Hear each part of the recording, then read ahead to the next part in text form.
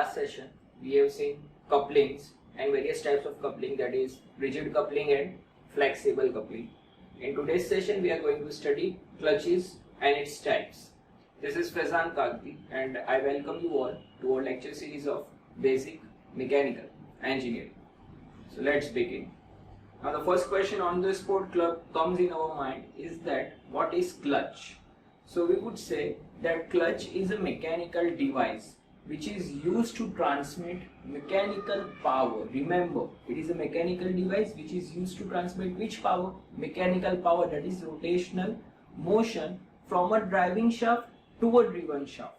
Okay, but now where it is specifically used? So we would say it is used in automobile transmission system. Yes, that is in between IC engine and gearbox. Clutch is provided. Okay, basically connecting an IC engine to the gearbox. Okay, so what does it provide? So it provides the flexibility to disconnect two shafts, that is driving shaft and driven shaft. So in our case of automobile transmission system, it provides flexibility to disconnect the shaft of a gearbox from a shaft of a IC engine. Okay, that is our crank shaft. So we can define it as a mechanical device which is used to transmit a mechanical power from a driving shaft to a driven shaft, so that a driven shaft can be started or stopped at operator's will without stopping the driving shaft.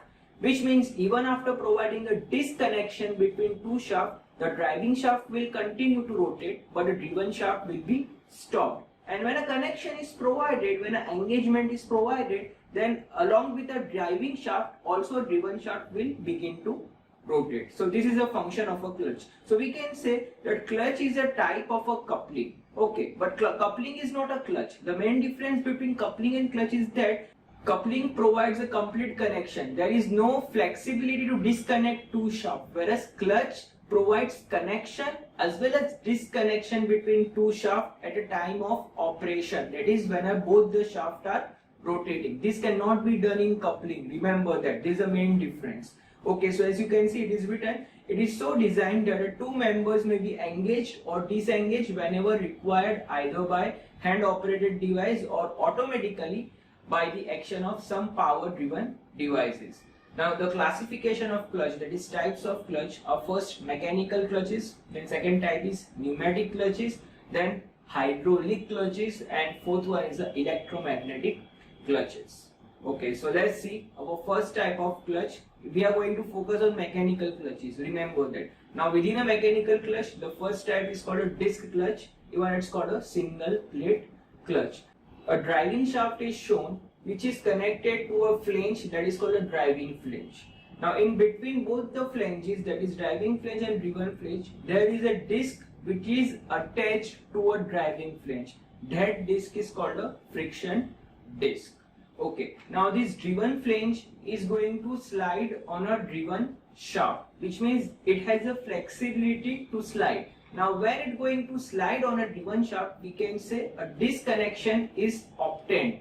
Okay, there is a driving shaft and its driving flange will rotate, but due to a sliding motion, a driven flange will be disconnected, so that a driven shaft will also be disconnected, and as a result of which power will not be transmitted to a driven shaft. Now the next device provided is a spring, you can see. So this spring is an expansion spring. In normal condition, when no force is exerted on a lever, so this spring will remain in its expansion form. Okay, and because of a spring force, both the flanges will be in contact with each other and a power will be transmitted from a driving to a driven shaft. But when a force is operated on a lever, exerted on a lever, that spring will be compressed, driven shaft will slide back, as a result of which power will not be transmitted to a driven shaft. That is, disengagement is obtained. Okay, so let us understand its working, how it's going to operate. So in normal condition, remember, in normal condition when a vehicle is running, we can say that both the shaft will be rotating, that is driving shaft and driven shaft is going to be rotated, power will be transmitted. Now when we require to press a clutch, so we will say at a time of shifting the gear. When we shift a gear from a first gear to a second gear, it is required to disconnect the driven shaft, that is a gearbox shaft, and this can be done by means of a clutch. if we don't provide a disconnection to a gearbox shaft, then what will happen? So whenever we shift from first gear to second gear, and if disconnection is not provided, then a driving gear will be rotating at a high speed. And when we change the first gear to a second gear, the second gear can break out. Why? Because at that moment of time, the second gear will be in a stationary position, whereas a driving gear will be rotating.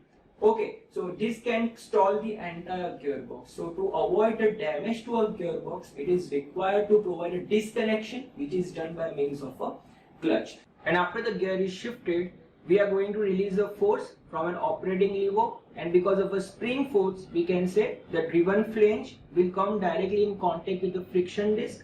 Firm frictional grip will be established between a driving flange and a driven flange, and again a power will begin to be transmitted from a driving shaft to a driven shaft. So in this way we can say a disc clutch or a single plate clutch is going to operate. So you have to mention two conditions. One is a normal condition, operating condition, and second is when we require to disengage a clutch. Okay, that is at a time of shifting the gear. So let us see that I have written over here. This type of clutch consists of two flanges, one flange keyed rigidly to a driving shaft and other flange fitted to a driven shaft by means of a spline, so that it can slide on a driven shaft. Okay, spline is basically a shaft on which key is an integral part, and because of spline we can say that is a driven flange is sliding over a driven shaft. Okay, now next, so in a normal operating condition, both the shaft is going to remain in engaged position by means of a spring force, and when a disconnection is required, that is when power is not required at a driven shaft, driven flange is disengaged from a driving flange by means of an operating lever, that is by exerting force on an operating lever. Now this single disc clutch are used in automobiles, and when a large torque transmission is required, multi-disc clutch are used. Okay, now let us see next type of a clutch, that is called a cone clutch. Now as you can see the diagram of a cone clutch, the working is similar to a single plate clutch. The only difference is a constructional difference. As you can see, driving flange is of a conical shape and a driven flange is also of a conical shape. Okay, in place of a simple flange. So now let us understand its construction. So a driving shaft is connected to a driving conical flange, a conical cone by means of a key. Similarly, a driven shaft is connected to a driven conical cone by means of a spline. Okay, because of a spline, a driven conical cone can easily slide over the driven shaft. Now, even the name of a cone is given in such a way that one of a driving cone is called an outer cone and a driven cone is called an inner cone. Why? Because a driven cone is going inside a driving cone. Okay, because of that this name is provided. Even driving cone is called a male cone and a driven cone is called a female cone. Now rest construction is same, that is operating lever is provided, then spring is provided, that is the expansion spring. So in normal condition, due to spring force, both the flanges are going to remain in contact. Okay, when we apply a force on an operating lever, we can say disconnection can be obtained. Okay, now what is the main difference between a cone clutch and a single plate clutch? So we would say that a contact surface area in case of a cone clutch is much higher. You can see a surface contact is maintained, whereas in case of a single plate clutch, both the plates were flat. Right, and because of that we were using a friction disc to maintain a frictional grip between that. Even after providing a friction disc in case of a single plate clutch, friction grip was quite lesser, and so there was higher chances of slip in case of a single plate clutch. Whereas in this case, because of a large contact surface, we can say that firm frictional grip is obtained between a driving flange and a driven flange, and because of that chances of slip will be reduced. Once slip is reduced, we can say a torque transmission will be increased from a driving shaft to a driven shaft. So this is the main advantage of a cone clutch. Now let us see how it's going to operate. So we would say in normal working condition, both the shaft are going to remain in engagement position and both the cones will be in engaged position. Now when due to spring force, so this is the most important thing, remember, due to spring force. Now when it is required to transmit a gear, let's say from a second gear to a third gear, it is required that the power transmission has to be stopped at a gearbox. For that we are going to press an operating lever. As soon as an operating lever is pressed, the driven conical cone will slide on a driven shaft because of a spline. Spring will be compressed and disconnection will be obtained between a driving shaft and a driven shaft. Okay. Meanwhile, we will be changing our gear, and as soon as the gear is changed, we are going to release the force from our operating lever. Once force is released due to spring force, again both the cones will come in contact, will maintain a firm frictional grip, and will transmit a power from a driving shaft to driven shaft. Now, one more important thing is that the chances of slip are comparatively minimum, which means we can say that 100% torque transmission is guaranteed in case of our cone clutch. So in most of the vehicles we are at present using our cone clutch, and in some vehicles even multi-disc clutch is used. Okay, now as you can see I have written over here, this type of clutch consists of two cones, one cone keyed rigidly to a driving shaft, other cone is fitted to a driven shaft by means of a spline, so that it can slide on a driven shaft. In normal working condition, both the shaft remains engaged by spring force. When a power is not required to be transmitted at a driven shaft, driven conical cone is disengaged from a driving conical cone by means of an operating lever. The main advantage of a cone clutch over a disc clutch is that it is very simple and required less axial pressure to disengage the clutch. Now let us see next type of clutch, that is called a centrifugal clutch. So as you see the diagram of this clutch, remember every diagram are sectional view. So you have to visualize it in a three-dimensional view, that will be a circular shape. Okay. So let us understand its construction. So as you can see, on a driving shaft, a driving flange is mounted. Now this driving flange is also called as a spider. Now why spider? So we would say that within a driving flange there are grooves provided. Okay, so there are 4 grooves or slots provided within a driving flange. Now this grooves resembles to 8 legs of a spider. Okay, because of that the driving flange is also called as a spider. Now what is going to happen? So within these grooves we have placed a shoe element, as you can see. So 2 shoes you can see over here, one on a upside, another on a downside. This shoe and a driving flange, that is a spider, is connected by means of a spring. Okay, now this spring is going to exert an inward force, that is towards the center of a driving shaft. On the outer surface of a shoe, there is a friction material provided, that is called a friction liner.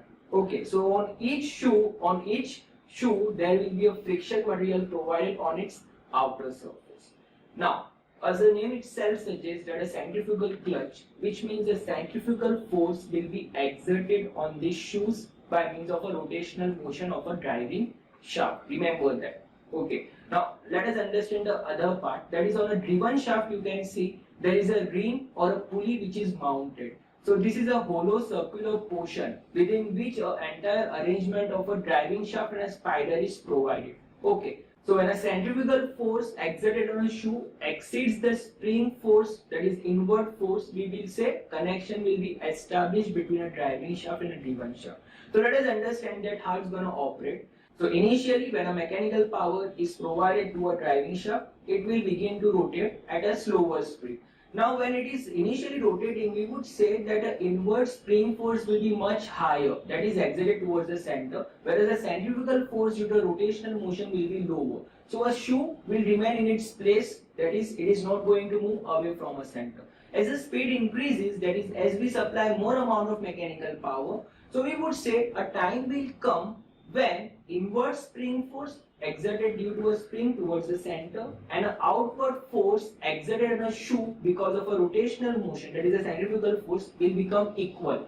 When both the forces are going to become equal, the shoe will begin to float within a groove, that is, it will move out and again come inside. It will move out and inside, but it will not come in contact with a pulley. Remember that. It will just begin to float when both the forces, that is inward spring force and a centrifugal force due to rotational motion, becomes same. Now when further we increase the speed of a driving shaft, what is going to happen? So it is very clear that the centrifugal force will now exceed this spring force. As soon as it exceeds this spring force, the shoe will begin to move away from a center and will finally come in contact with the inner surface of a ring or a pulley. Now as soon as it comes in contact with the pulley, we would say the friction liner which is provided on the outer surface of a shoe will be pressed harder against the inner surface of a pulley. As it presses, we can say a frictional grip is beginning to establish between a shoe and a rim. Once a frictional grip is established between both the surface, we can say now a driven shaft will begin to rotate along with a driving shaft. That is, the power will be finally transmitted from a pulley to a driven shaft. So this is how a power transmission takes place from a driving shaft to a driven shaft by means of a centrifugal force, and because of this reason, this clutch is called a centrifugal clutch. Okay, so I have written over here, as you can see, it consists of number of shoes on the inside of a drum or a rim of a pulley. The upper surface of a shoe is covered by a friction material, that is friction liner is provided. The spider is fitted on a driving shaft and a spring exerts a radially inward force which always remains constant. Okay. Due to a mass, when a driving shaft revolving, the mass of a shoe exerts a radially outward force, that is a centrifugal force. When a centrifugal force is equal to a spring force, the shoe will be just floating. Okay. But when a centrifugal force is greater than a spring force, we can say the shoe moves outward and now finally comes in contact with the inner surface of a pulley or a rim and presses against it. The increase of a speed causes the shoe to press much more harder, and clutch transmits power from a driving shaft to a driven shaft. Okay, so this much you have to write in your exam. This is a 3-marker question which is asked in your exam. Okay friends, so I hope that you are clear with the 3 main types of a clutch which we have discussed today. That is single thread clutch, cone clutch and centrifugal clutch. So today we are keeping up till here. In our next session we will begin with our next topic, that is brakes. Till then, stay tuned and thank you all.